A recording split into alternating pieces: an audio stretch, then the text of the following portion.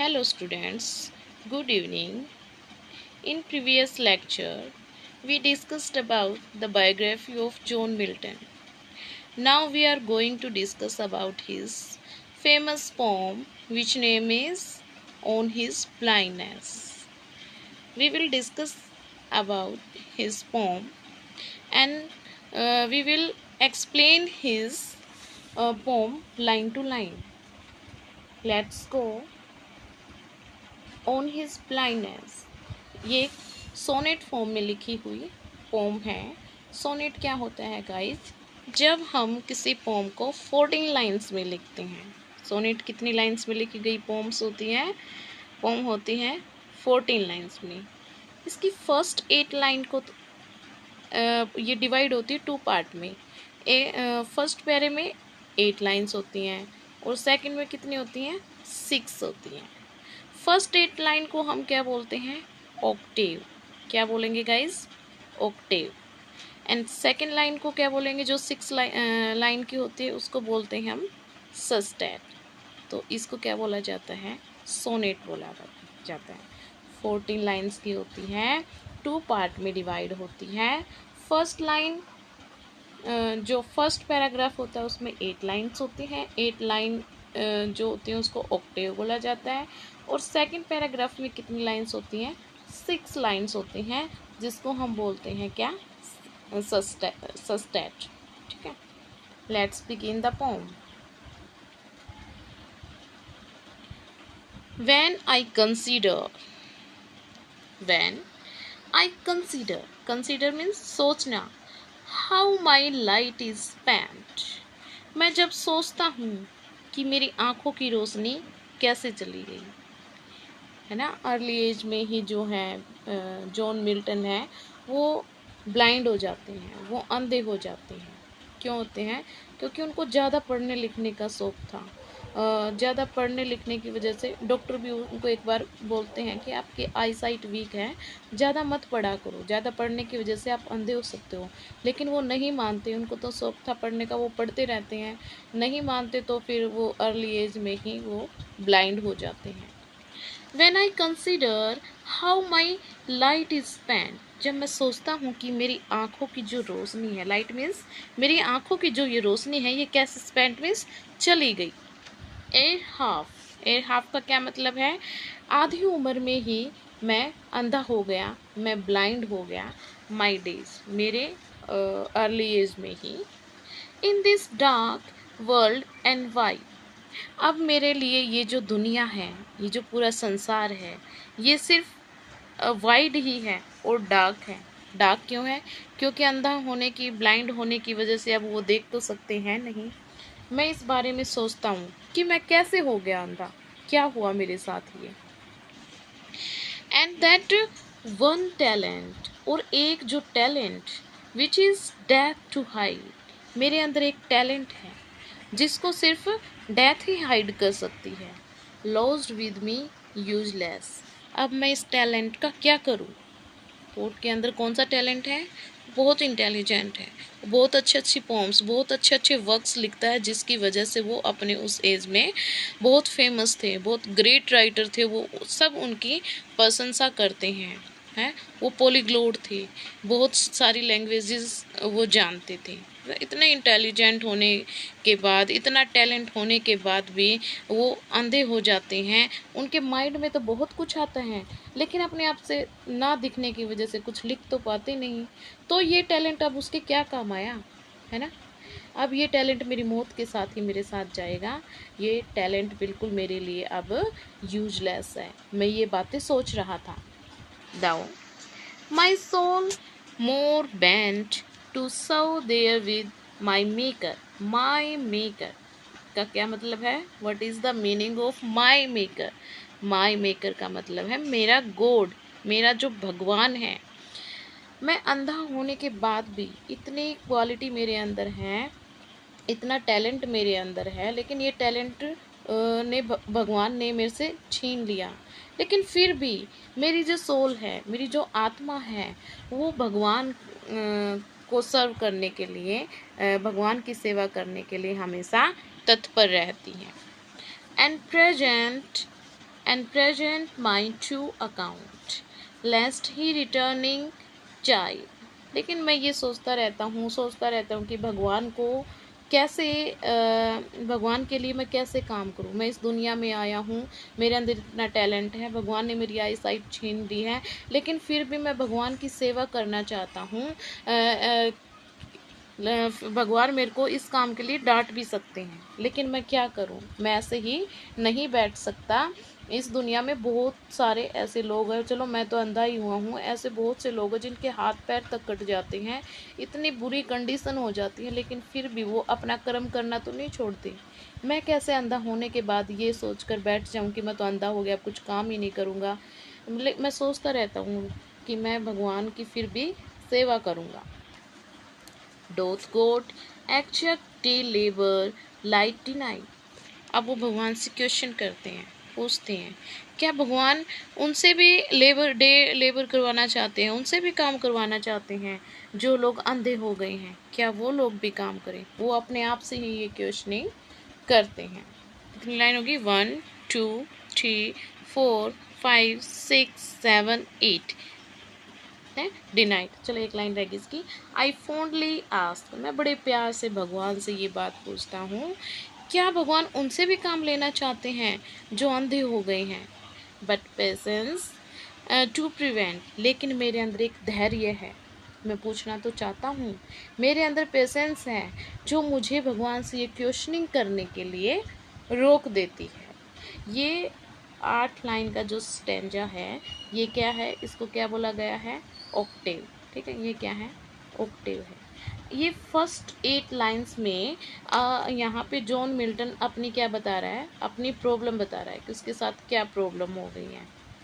Then next 6 lines जो जिसको क्या बोला गया है, सस्टेट, जिसको सस्टेट बोला गया है, इसमें वो क्या देगा, अपना सोल्यूशन देगा। कैसे वो फर्स्ट पैराग्राफ में अपनी प्रॉब्लम बता रहे हैं और कैसे वो सेकंड पैराग्राफ में किस पे आ जाता है, सोल्यूशन पे आ जाता है। मतलब एकदम से टर्निंग, जब एकदम से इमोशन में टर्निंग पॉइंट आ जाता है गाइस, तो उसके बीच का जो ये जगह होती है, इसको क्या बोला जाता है, वोल्टा। क्या बोलते हैं इसको, एकदम से इमोशन ही बिल्कुल चेंज हो जाए, उस चीज़ को बोला जाता है क्या, वोल्टा। इस बात को तुम नोट कर लेना। देन अब हम आते हैं सस्टेट्स लाइन पे। दैट मर्मर, जो मैं ये अपने आप में बुड़बुड़ा रहा था, अपने आप से ही बातें कर रहा था। दैट मर्मर सून रिप्लाइज, जल्दी ही रिप्लाई करती है। जो मैं ये बुड़बुड़ा रहा था, अपने आप से बातें कर रहा था, क्यों मैं अंधा हो गया, कैसे मैं भगवान की सेवा करना चाहता हूँ, कैसे मेरे अंदर जो ये टैलेंट है सब बेकार चला गया, तो जल्दी ही रिप्लाई आता है, God doth not need either man's work. भगवान को किसी भी आदमी से काम करवाने की कोई भी नीड नहीं है, और हिज ओन गिफ्ट्स, और ना किसी के कोई गिफ्ट लेने की, ना किसी से कोई सेवा करवाने की, ना किसी से कोई गिफ्ट लेने की। भगवान को क्या ज़रूरत है भाई, भगवान तो अपने आप में भगवान है, वो क्यों किसी आदमी से कोई एक्सपेक्टेशन रखेगा। Who best bear his mild yoke. अब पोट खुद ही कहते हैं, वो भी तो आदमी हैं। सॉरी एक मिनट, क्या कहते हैं, who best bear his mild yoke, जो बैल की तरह अपने गले में पट्टा, अपने गले में रस्सा बांध के रखते हैं, दे सर्व हिम बेस्ट, वो भी अपनी बेस्ट तरीके से भगवान की पूजा करना चाहते हैं, भगवान की सेवा कर। भगवान का सेवा करने से क्या मतलब है, आपकी लाइफ में जितनी मर्जी हर्डल्स हों, अगर आपने इस धरती पे जन्म ले लिया तो आपको अपने कर्मों को भोगना पड़ेगा, आपको अपने कर्म करने पड़ेंगे। जो अपने गले में रस्सा बांधने, बैल की तरह रस्सा बांधने का मतलब क्या है, ऐसे भी बहुत सारे गरीब लोग हैं जो फिजिकली कुछ कर नहीं पाते, वो भी तो अपना पेट भरने के लिए कुछ ना कुछ तो करते ही हैं। सारे मतलब भगवान ने जिनको ज़िंदगी दी है, वो अपने इस दुनिया में आकर के अपने अपने कर्म करते हैं। His state is kingly, his state his किसके लिए बोला गया है, यहाँ गॉड के लिए। उस भगवान का जो ये स्टेट है किंगली, ये भगवान इस दुनिया का क्या है, राजा है, उन्हीं के द्वारा ये दुनिया चलाई जाती है। thousands at his bidding speed. हजारों लोग हैं जो उनकी क्या करते हैं, बीडिंग स्पीड में अपना अपना काम करते हैं. And post over land and ocean without rest. इस धरती पर, इस ओशियन पर आदमी, क्रिएचर्स, हर जो लिविंग बीइंग है अपना अपना कर्म करके जाते हैं, सब अपने अपना काम करते हैं. They also serve who only stand and wait. वो लोग भी तो सेवा कर रहे हैं जो लाइंस में खड़े हुए हैं, वेट कर रहे हैं कि कब उनका नंबर आएगा, कब वो भगवान की सेवा करेंगे, कब वो अपने कर्म करके इस दुनिया से अपनी जो ये जीवन यात्रा है इसको कंप्लीट करके जाएंगे. हर कोई अपना अपना कार्य कर रहा है. भगवान ने मेरे को अर्ली लाइफ में अगर अंधा कर दिया है तो ज़रूर मेरा कोई पास्ट लाइफ का या कुछ भी हो सकता है, कुछ कर्मों का फल मुझे मिला होगा. तो कैसे जॉन मिल्टन ने अपनी प्रॉब्लम और अपना सल्यूशन खुद ही दे दिया है. एक बार तो भगवान से वो क्वेश्चन करता है, देन खुद ही बता देता है कि अपने अपने कर्म है, इन कर्मों को भोग के हम सबको भगवान की सेवा करने का मतलब है अपने अपने कर्म करके इस दुनिया से जाना पड़ेगा.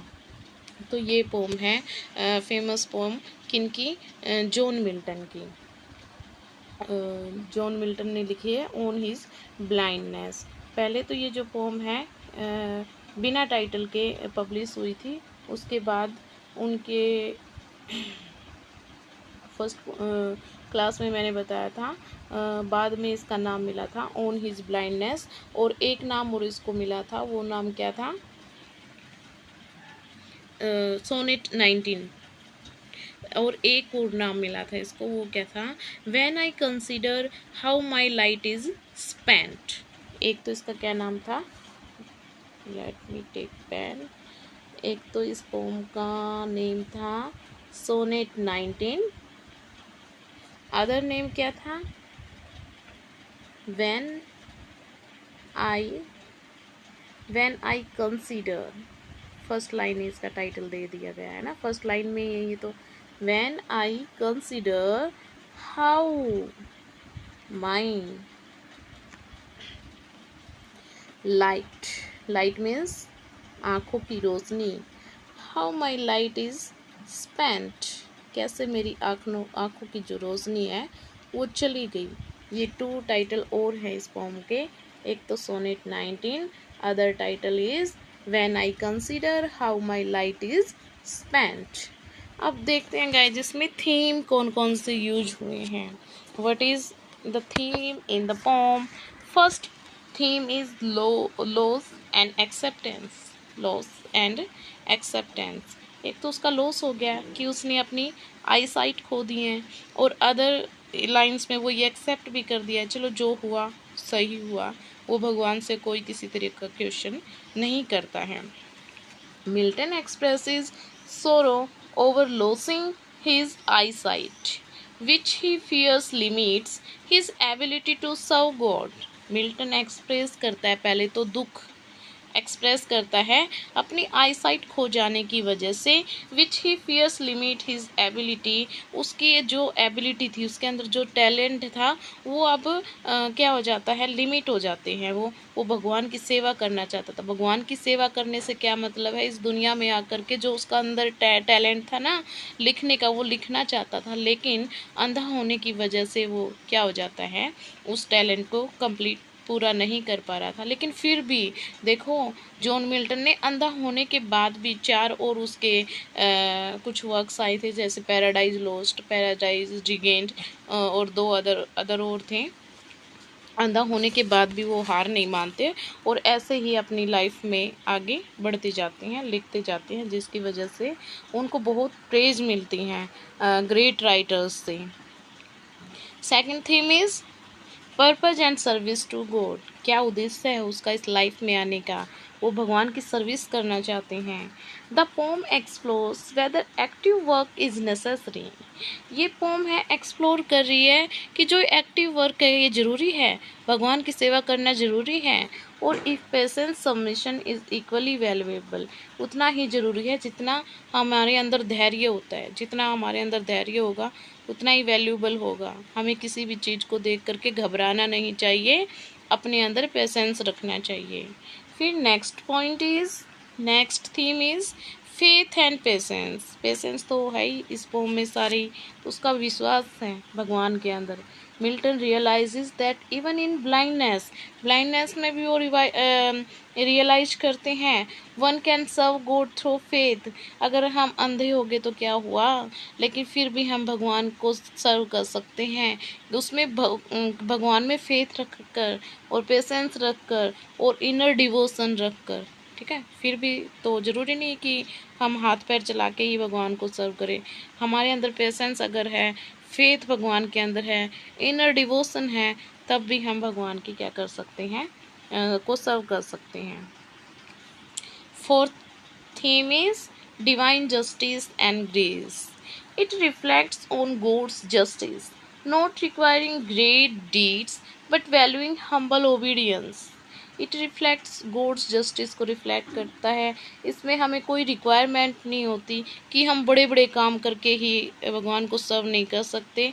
वैल्यूइंग हम्बल ओबीडियंस, हम उनकी ओबीडियंस करके, उनकी आज्ञा की पालना करके, मतलब हल्ला गुल्ला ना मचा करके, दुख प्रकट ना करके, हम पेशेंस रखें अपने अंदर। इन चीज़ से भी हम क्या कर सकते हैं, उस डिवाइन को, उस भगवान को सर्व कर सकते हैं। फिर कुछ लिटरेरी टर्म्स हैं गाइस, पहले ही मैंने बताया था। जैसे कि ये जो पोम है कौन सी फॉर्म में लिखी गई है, sonnet. What is sonnet? Sonnet की डेफिनेशन क्या होती है? A poem is Petrarchan. ये जो पोम है ये पेट्राशन या इटालियन सोनेट इसको बोला जाता है, जिसके अंदर कितनी लाइंस होती हैं? 14 लाइंस का स्टैंजा होता है, 8 लाइंस होती हैं और 6 लाइन, 2 पार्ट में डिवाइड होता है। फर्स्ट 8 लाइन को हम ऑक्टेव बोलते हैं, लास्ट 6 लाइंस को हम क्या बोलते हैं? सस्टेट बोलते हैं। फिर सोनेट हो गया। सेकंड क्या है? एम्बिक पेंटामीटर है। एम्बिक पेंटामीटर क्या होता है? The poem follows the traditional meter. इसके अंदर ट्रेडिशनल मीटर होते हैं जिसको एम्बिक पेंटामीटर बोला जाता है। इसके अंदर 10 सिलेबल्स होते हैं। हर एक लाइन में कितने सिलेबल होंगे? 10 सिलेबल होंगे। विद अल्टरनेटिंग अनस्ट्रेस्ड होएगा, उसके बाद स्ट्रेट सिलेबल आते हैं। तो कितने होते हैं टोटल? 10 सिलेबल्स इसको एम्बिक पेंटामीटर में हमें देखने को मिलते हैं। हम फर्स्ट वाली जो एक क्लास मैंने ली थी उसमें मैंने बताया था कि एंजाममेंट क्या होता है। What is enjambment? Enjambment is in running lines, है ना, जहाँ बिना फुल स्टॉप के पूरे पैराग्राफ को लिखा जाता है, वो एंजाममेंट होता है। Lines flows into the next without a pause. जब लाइन सेकेंड लाइन में चली जाती है बिना किसी पोज के, रिफ्लेक्टिंग स्पीकर्स इमोशनल स्ट्रगल। इसमें रिफ्लेक्ट किया जाता है स्पीकर्स के इमोशनल स्ट्रगल को। Example, when I consider how my light is spend. जैसे इस पोम में पोट बता रहे हैं कि फर्स्ट ही लाइन में, मतलब पूरा पैराग्राफ कंप्लीट हो गया लेकिन कोई फुल स्टॉप नहीं देखा हमने। When I consider how my light is spent एर हाफ ऑफ माई डेज। कैसे अर्ली एज में ही मेरी आंखों की रोशनी मुझसे छीन ली जाती है, मेरी चली जाती है। तो ये क्या होता है? एंजाममेंट होता है। Next is एल्यूजन। एल्यूजन होता है गाइस, जैसे मैं आपको पढ़ा रही हूँ जॉन मिल्टन, ठीक है। जॉन मिल्टन को पढ़ाते पढ़ाते मैं किसी अदर ग्रेट राइटर जैसे विलियम शेक्सपियर की कोई लाइन उठा करके आपको इसके अंदर एग्जाम्पल दे दूँ। मैं आपको एग्जाम्पल के तौर पे शेक्सपियर ही क्यों, किसी भी चीज़ का एग्जाम्पल उठा के मैं बीच में कुछ पढ़ाते पढ़ाते आपको वो एग्जाम्पल दे देती हूँ ना, उसको एल्यूजन बोलते हैं, ठीक है। तो refers to parable of the talents. Bible से कुछ उठा के आपको बता दिया। Where servants are judged by how they use their talents. जोन इसमें ऑन हिज ब्लाइंडनेस में जैसे ये बता दिया कि कैसे सर्वेंट हैं जज किए जाते हैं, how they use their talent, वो कैसे अपने टैलेंट को यूज करते हैं। A metaphor for the speaker's poetic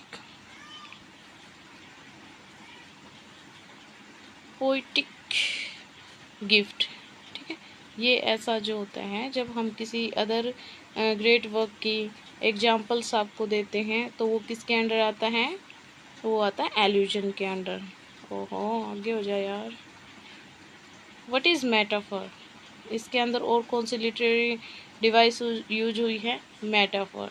light जो है, लाइट का मतलब ये लाइट नहीं दिया बत्ती वाली लाइट नहीं, लाइट का मतलब किससे है, मिल्टन्स के आई साइट से है, तो उसकी क्रिएटिव एबिलिटी से है।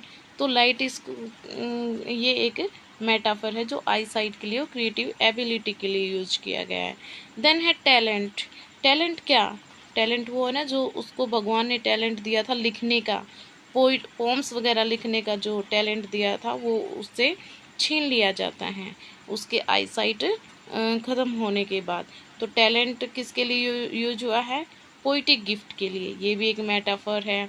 Then dark world and wide, ये किसको बोला है, डार्क वर्ल्ड एंड वाइड किसको बोला है, हिज एक्सपीरियंस, किसको बोला है, हिज एक्सपीरियंस। चला जा, चला जा भाई, तू तेरा क्या काम है? एक minute. Dark world, his experience of blindness and spiritual isolation को डार्क वर्ल्ड एंड वाइड कहा गया है। फिर इसमें यूज हुआ है personification. Personification for patience is personified and speaks to the poet. ये speak करता है पोट से, offering comfort and divine wisdom। Patience को के अंदर क्वालिटी डाल दी ह्यूमन बीइंग की, तो इसके अंदर कौन सी लिटरेरी टर्म यूज हुई, पर्सोनिफिकेशन। देन आता है वोल्टा। वोल्टा मैंने आपको बताया था ना, जब टू लाइंस के बीच में एकदम आपको चेंज देखने को मिलता है, टर्निंग पॉइंट देखने को मिलता है, उसको क्या बोलते हैं, वोल्टा बोलते हैं। The shift in thoughts, thoughts में शिफ्ट, फर्स्ट देखो फर्स्ट जो ऑक्टेव है उसमें तो वो अपनी प्रॉब्लम के बारे में बताता है ना, कैसे वो ब्लाइंड हो जाता है, तो कैसे सोचता है कि मैं भगवान से पूछना तो चाहता हूँ कि क्यों उन्होंने जो मेरे को ये टैलेंट दिया था ये क्यों छीन लिया। लेकिन नेक्स्ट लाइन में कहता है कि भाई क्यों पूछना, आपके अंदर पेशेंस होना चाहिए, अगर आपके साथ ऐसा हुआ तो ज़रूर कुछ ना कुछ किसी कर्म का फल आपको मिला होगा, है ना। फिर वो एकदम से प्रॉब्लम के बाद सोल्यूशन पे आ जाते हैं कि वो भी तो लोग हैं भाई जिनके कुछ नहीं होता, जो फिजिकली इतने डिजेबल होते हैं, ऐसे लोग जो बंधे होते हैं वो भी तो अपने कर्म करते हैं, तो मैं अंधा हो गया तो क्या, मैं भी तो अपने कर्म करूँगा। तो एकदम से इन दोनों ऑक्टेव और सस्टेट के बीच में जो टर्निंग इन इमोशन हमें देखने को मिलता है उसको बोलते हैं वोल्टा। The shift is in thoughts occurs at the starts of the sustain, but patience to prevent। मतलब पेशेंस हमें रखना चाहिए, हमारे अंदर इतना पेशेंस होना चाहिए जो हमें रोकती हैं क्वेश्चनिंग करने से।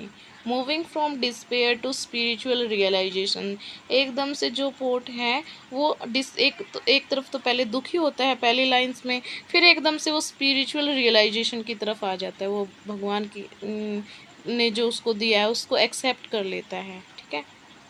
ये था वोल्टा। फिर आता है paradox, next literary term used in this poem, paradox.